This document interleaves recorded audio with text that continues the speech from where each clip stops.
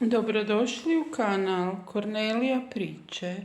Slijedi priča Majka i roditeljska ljubav. Cijeli svoj život ja sam kćer svojim roditeljima, a danas ja više nisam sigurna da li sam ih u životu uopće imala. U roditeljskoj kući kao dijete moji roditelji me nikad nisu posjeli u krilo, niti razgovarali sa mnom, a niti mi kupili sladoled.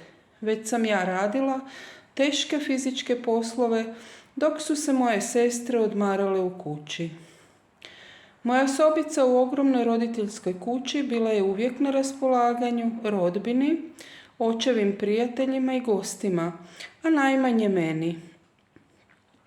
Ljeto prije fakulteta ja nisam učila za prijemni ispit, poput mojih vršnjaka, već sam njegovala umiruću sestričnu, koju sam jedva poznavala jer je živjela u Njemačkoj, a moja majka me otpravila k njoj na selo. Na fakultet moji roditelji jedva da su mi poslali koju kunu, pa sam se ja kao studentica sama snalazila, putovala u Italiju i preprodavala stvari za goli život.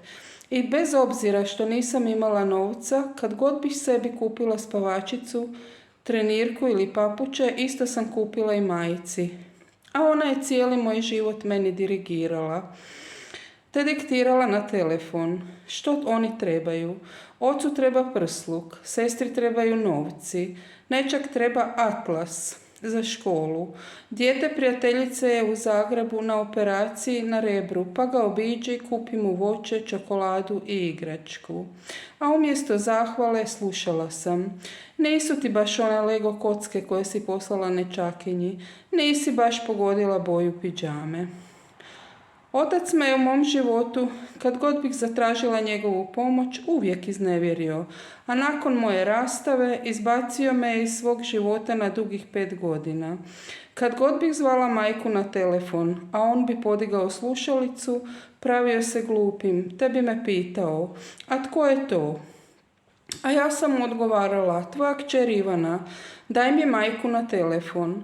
Otac se je pomirio sa mnom dan kad je mislio da umire zbog jakih vrtoglavica, kad ga je neko trebao dočekati u Zagrebu jer nije mogao hodati i kad mu je trebalo platiti privatne magnetske rezonance i taksije po Zagrebu.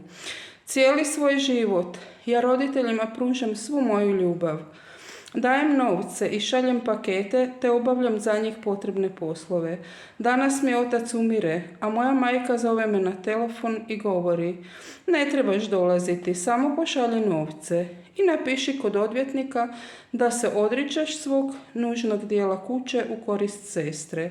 Dakle, jednu moju sestru su rodili, jedna im je ispala iz rukava, a mene su ispišali.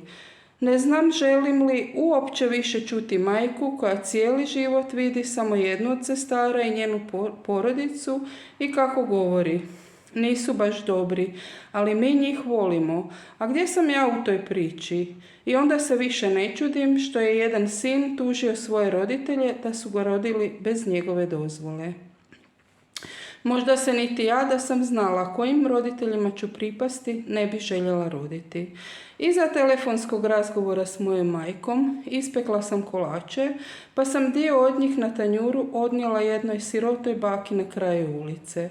Ona jede moje kolačiće s apetitom i govori mi: hvala, volim te kao da si mi kćer.